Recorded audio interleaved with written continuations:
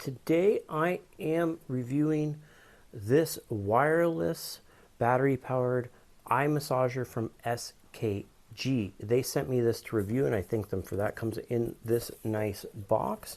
All nice foam in here. It has the charging cable right here.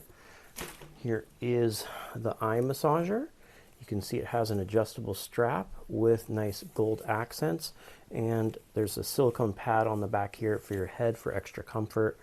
Very easy to adjust. It also folds into this easy shape, and you have your charging port right here. Has like kind of like a vinylish on the side here, and some like foam here, gold buttons on the side. You can go ahead and turn it on.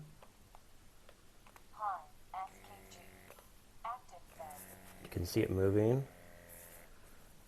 Shows it has this little indicator on here when it's on, and you can turn the volume up or down here.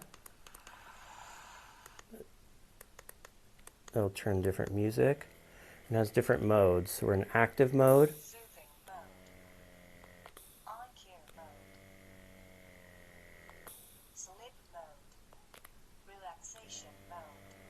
A couple different modes. Also shows you your battery indicator if you can see that here.